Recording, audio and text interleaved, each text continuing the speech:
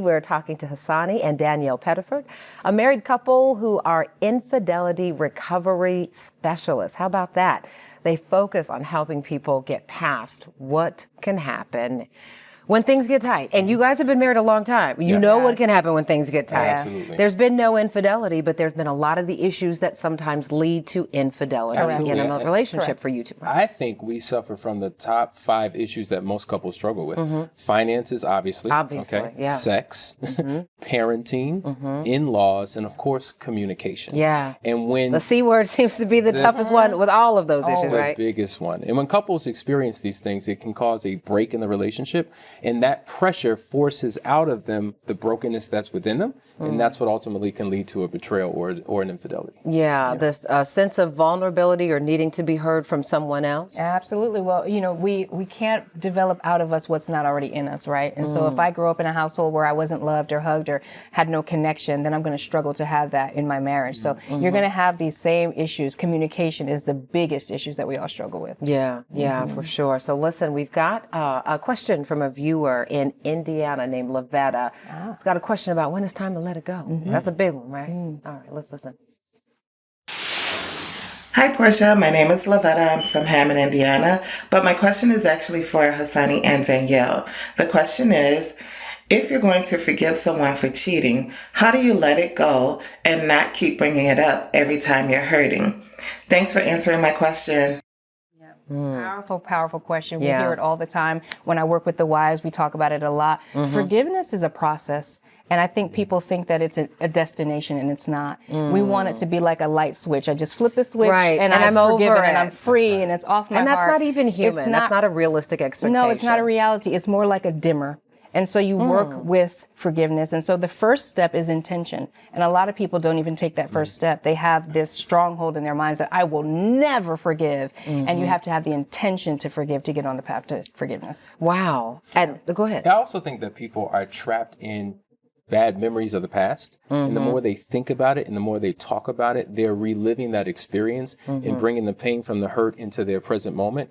And if I'm living in my pain and I'm looking at you through the lenses of your past failures, what you did, it's hard to let that versus go. what you're capable of doing now and how you're capable of loving now.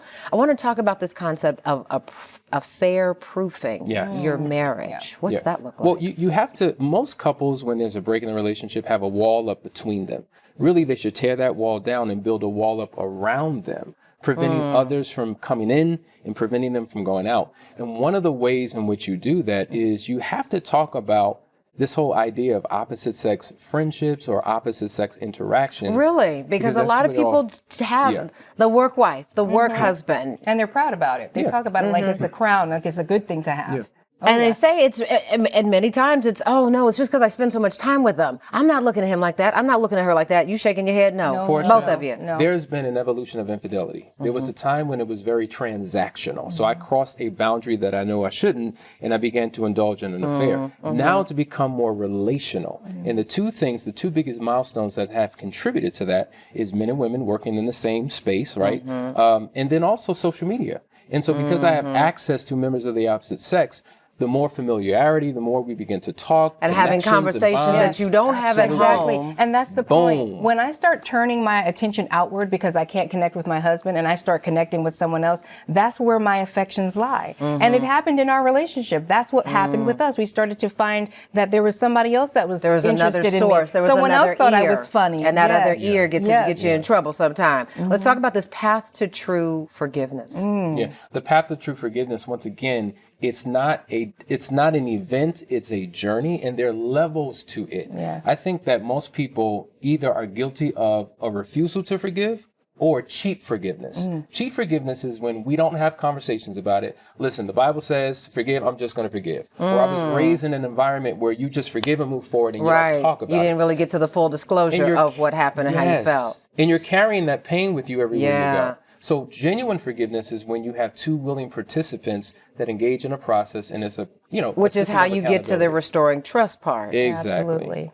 Full disclosure. Trust is everything. There's this concept called the power of radical honesty, where you have to be honest about your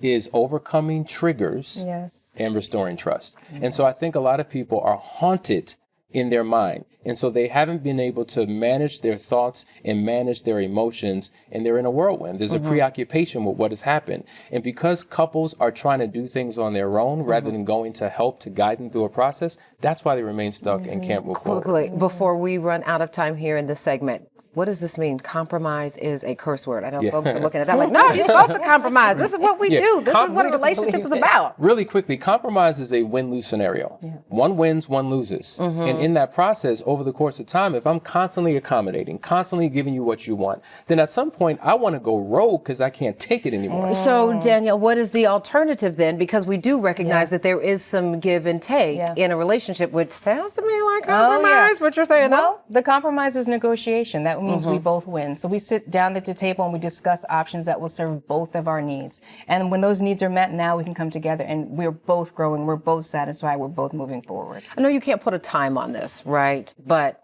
is there a point, you know, when you keep rehashing the same conversation over and over again and you can't get past, is that sometimes the indicator, or sometimes it's just, this might take years? You know, I was going to say it's a couple of things, because some people actually love being in misery. Sometimes that's what their gratitude is. That's the gratification, being able to talk about it. Right. Yeah. I'm going to pause you right there. We're going to continue this conversation when we return. Listen, we know it's ups and downs and struggles, but the bottom line is, how do you maintain the healthy and strong relationships? We're going to talk about that when we return. Stay with us. I already know you will. We'll see you in a second.